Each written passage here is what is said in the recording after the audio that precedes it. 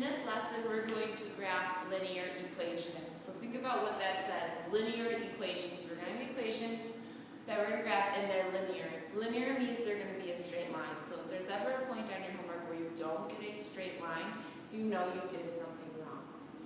Okay, when you graph linear equations, know that you have different forms of equations that you can graph. On today's lessons, they're going to give you standard form.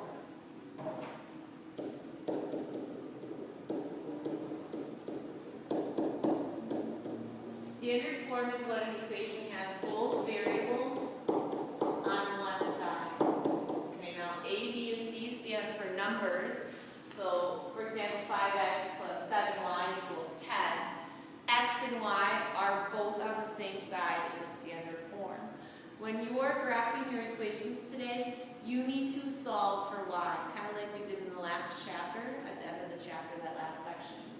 Okay, so they're going to give you an equation such as 2x plus y equals -3. Again, this is in standard form because both the x and the y are on the same side of the equation. When we're graphing, you need to solve for y first. I'm going to put the list of steps over here. Step 1 is to solve for y.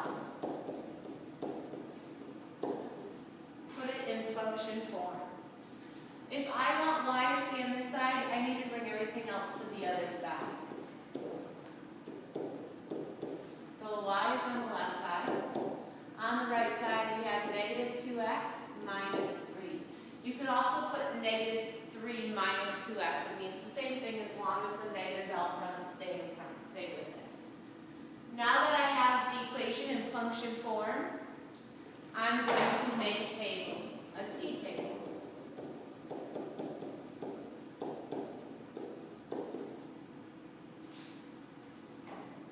Okay, so here's my t-table right here. Your t-table is going to have x and y's. You're going to pick 5 x values.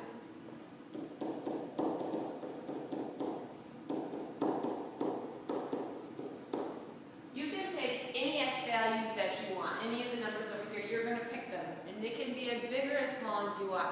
But my suggestion is that you make them small. If you don't like dealing with negatives, then don't pick negative x values.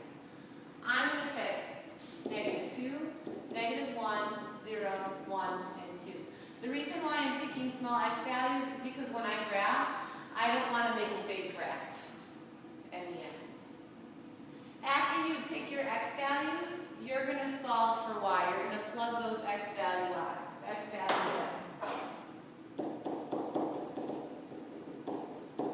Find y values. Find your y values. You're going to plug your x values into the equation. So I'm going to show a little work off to the side. Here's my equation. To find y, I plug in my x value. -2 times -2 minus 3.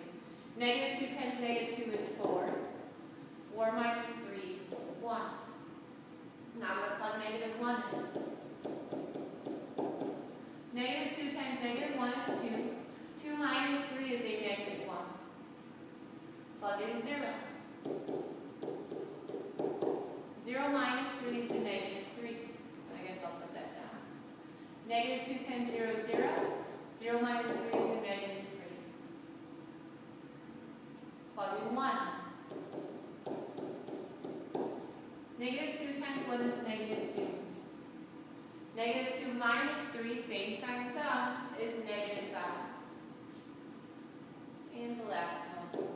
Probably have seen a pattern by now. -2 times 2 is 4. 4 minus 3. Sorry, it's a -4. -4 minus 3 is a -7. Same sign sum. If your x values are a pattern, notice they increase by 1. Your y value should also be a pattern. Notice that these decrease by 2. After you have solved for y, you've made a table, you filled their table in, you're going to graph.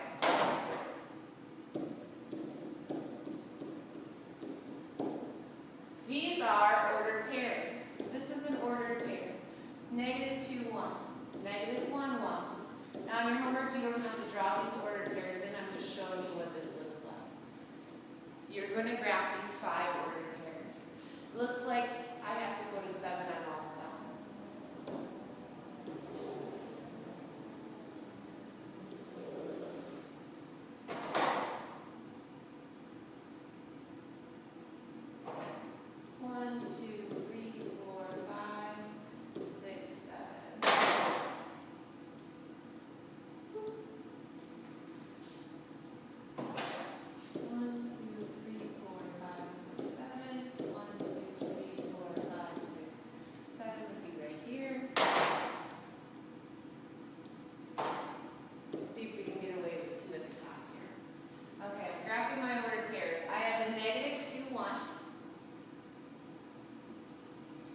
On -1, -1, 0, -3, 1, -5, 1, 2, 3, 4, 5, and 2, -7, 6, 7. You're going to connect all dots. You are going to use a straight edge to do that. Now, as I said in the beginning of this video, we're graphing linear equations. So we graph an equation. Linear means a straight line. This is a straight line. My line is not going zigzag. You're all in different directions. A linear equation. Okay. Let's try another one together. I'm going to leave these steps up here so we can solve them in order. We're going to use our notes. Okay, here's our next equation. -3x plus y equals -3. Okay, again, this equation is in standard form. The x and the y are both on the same side. In order to graph this, your first step is going to be to solve y. Get y by itself. So I'm going to bring this term over here. Notice I'm not separating the 3 and the x, so I'm not dividing. I'm bringing the whole term over. Y equals 3x. This is a positive 3x. This is a -3. Okay. Our next step is to make a table. We have to pick 5 x values. I always pick, well, not always, the majority of the time, I pick -2, -1, 0, 1, and 2. After we pick our 5 x values, we find the y values. So we plug the x values in. 3 times a -2 minus 3. 3 times -2 is -6. Same signs up. 3 times a -1 minus 3. Get -6. 0 minus 3 is a -3.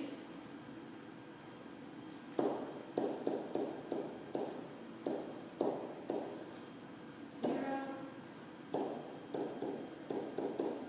6 minus 3 is 3. Again, if there's a pattern on the left side, we increase by 1s. There's going to be a pattern on the left side. We are increasing by 3 on the left side. So that's a little check you can do in the middle of the problem. After you find your y values, you're going to graph. These are your ordered pairs. Looks like we have to go to a -9.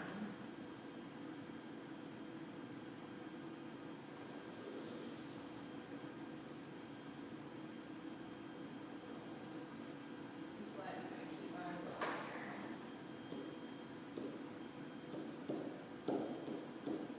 1, 2, 3, 4, 5, 6, 7, 8, 9.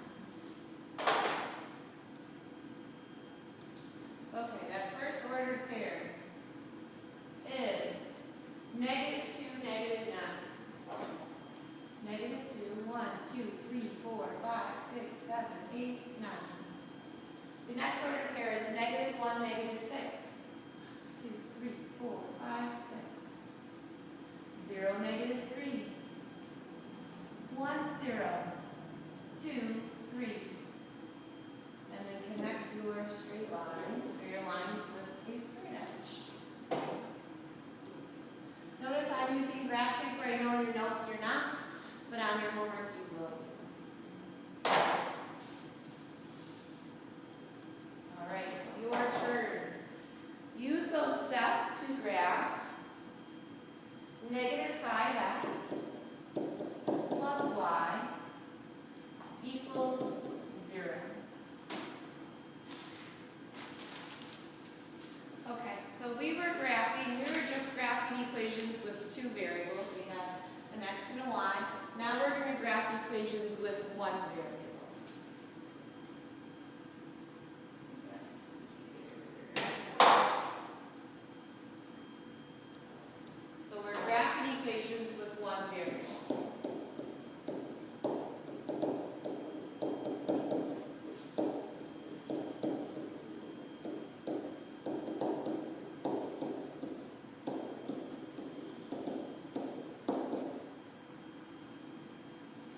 Okay, so let's go back to that standard form. That standard form was ax plus by equals c, where a, b, and c are all numbers.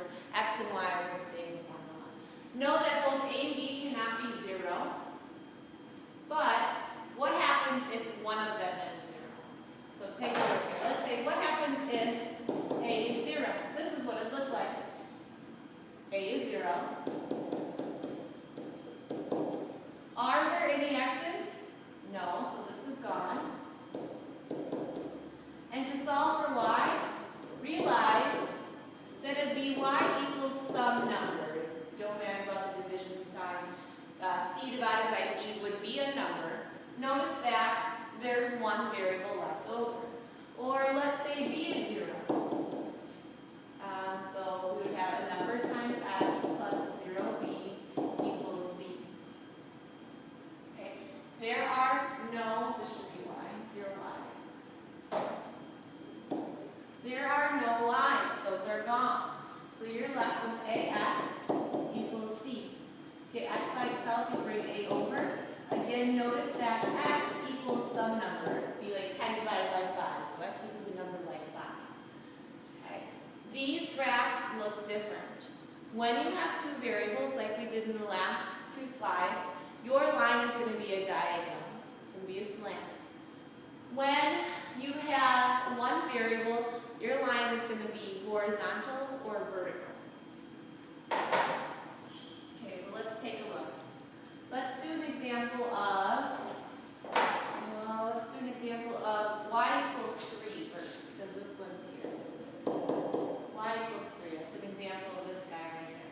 Let's make a graph. You're not going to use a t-table like we did when we had two variables. Okay.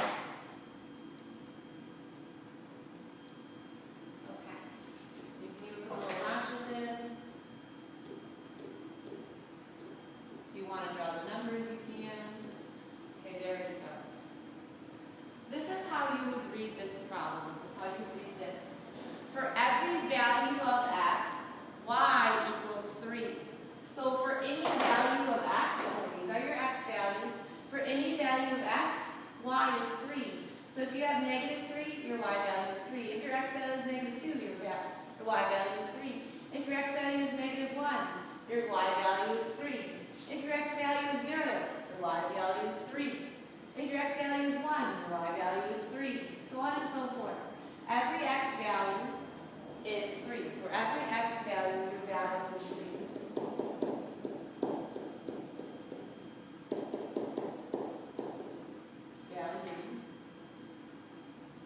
Please write this down.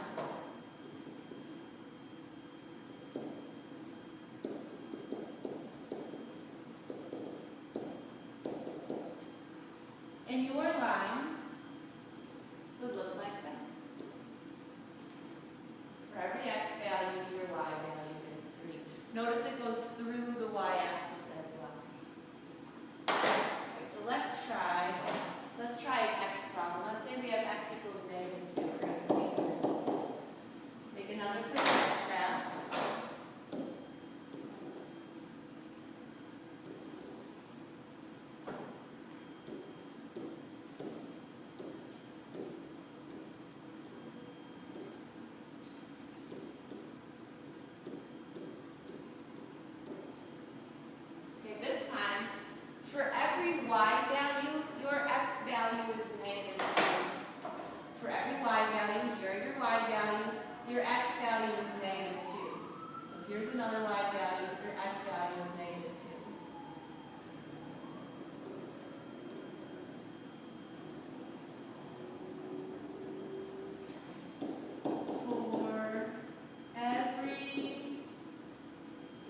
y value, the x value is -2. Notice that when you have the one variable, the x, it goes through the x-axis. Okay, I want you to try x equals 5, and I want you to try y equals -1. You know what? I'm going to switch those around. I'm even going to give you a hint. This graph should be going horizontal. This graph should be vertical. Okay, make sure you leave room at the bottom because I do have one more thing to talk about to model it.